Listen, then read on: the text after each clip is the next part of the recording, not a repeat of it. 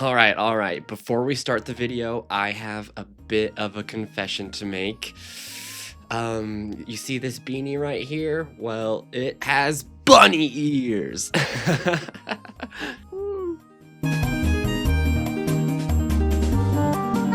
Hey, welcome to Watch Candy. There is a lot that's different about the studio. I know. Today, we're gonna talk about my entire pink watch collection. I've got a few different watch collections. I like to collect watches in like subgenres. So I've got a vintage watch collection. I've got a G-Shock collection. But today, we are talking about my pink watch collection. Stay until the end of this video where I will talk about the crown jewel of my collection, which is not featured on the table. So let's jump right in and talk about my pink watches. First, we have to talk about this Barbie G-Shock. Of course, I've brought the jacket to match. And this watch actually has a fun story. So when this watch dropped earlier this year in 2025, I had already amassed a few pink watches. So when I saw that G-Shock was doing a collab with Barbie, I had to have it. But I actually missed the drop. I waited too long, maybe like a day or two, and they were completely sold out, and I was just devastated. But I kept an eye out. I put in my email to be notified on the G-Shock website when the restock happened, until one fateful day. It was actually my birthday of all days. I was just shopping around at a mall. I happened to come across a store that carried G-Shocks. Lo and behold, they had this beauty just hanging out all nonchalant in the case. So I bought it immediately. It was my birthday, just a random birthday present from the universe, which was super cool. But let's actually talk about the watch itself. Of course, it's got a striking pink design. Everything from the case, the strap, the dial, even the digital display has a pink tint to it, which is really cool. And of course, you have little bits of Barbie branding across the watch. But honestly, a big part of this watch was the case. I thought it was so cool how it comes in like a Barbie sleeve. You even have this metal pull on top, which is really fun. So I actually keep this watch separately from the rest of my G-Shocks because I just love the box so much. Now, I will admit I do have a few different G-Shocks in this collection, so I think I'm gonna alternate between G-Shock and other watch. Next, we're gonna talk about this watch, and if you've been a part of the watch community for any length of time, between like 2022 and now, you've heard of this watch. This is the Tissot PRX. This is one of the quartz iterations in 35mm, and what's really cool about this watch is that I actually didn't know it existed until I saw it in the boutique. Now, of course, I heard of the PRX, right? I didn't know there was a pink dial version until I was looking at one of the Tissot boutiques in London. Of course, spec-wise, you guys probably already know all about the Tissot PRX, so we'll just glaze over that. It is an ETA quartz movement, sapphire crystal, 35mm, fully stainless steel case and bracelet, but this one is extra special because of that gorgeous bubblegum pink dial. And I didn't just buy the watch, I actually did buy this sparkly strap to go with it. And it's just such a unique combination that nobody else really has. Going back to G-Shocks, I have this awesome square digital piece. This is the GMD S5610PK. This watch is based on the classic square G-Shock design, but it's a little bit smaller and it has a pink tinted display. This watch is such a perfect just throw it on and have a good time piece. I don't have to think about it. It's already set, it's digital, has all of the awesome character of the square G-Shock, but being a little bit smaller, which is perfect for my wrists, as well as just being pink on pink on pink. Sticking with the square theme, we've got this Swatch What If in this gorgeous pink.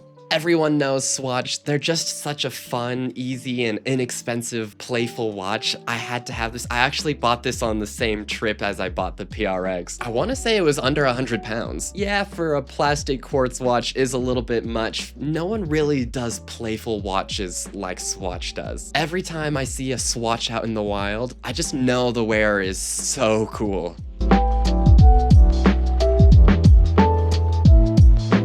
back with another G-Shock. This was actually one of, if not the first, pink watches I actually bought. And this one's really interesting because the whole case shroud and strap is this really pretty transparent pink. But it's not a bright baby pink like most of my other watches. This one is almost a purpley pink. This is one of the 2100 series of G-Shocks, which again really doesn't need any introduction. But this one is different from all the other ones because I myself actually hand painted the dial. As you can see, I took a page from IFL watches and I did this really cool splattering effect on the dial, but instead for this watch, I chose again pink, but also blue. It's very subtle, but if you look, you can see I have also splattered white paint on all the hour indexes. I've actually painted probably about 10 different G-Shocks, either for myself or for other people.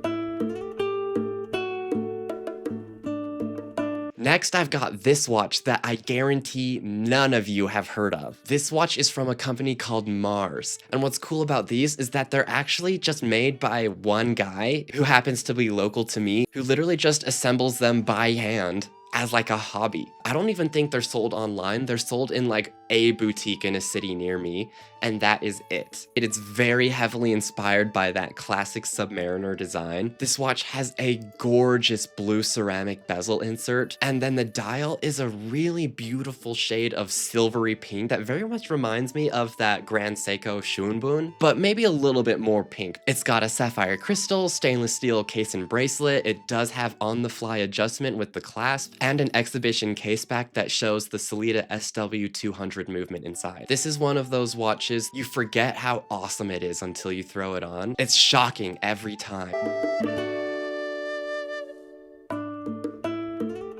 But out of all my pink watches, which as you can see, I have quite a few, which one is the crown jewel, the pinnacle, the grail of my collection? Well, it's none other than this magnificent pink Tag Heuer Carrera. This watch is very, very special to me. It is by far the most expensive watch in my entire collection, and it's one that I thirsted after for years. I didn't think I would be able to afford it for a long, long time. As someone in their early 20s, $3,350 is not exactly something that I can just throw down. I absolutely could have gotten it cheaper, either used or on the gray market, but I wanted a special, memorable experience. And the Tag Heuer boutique near me is fantastic. The people there are awesome.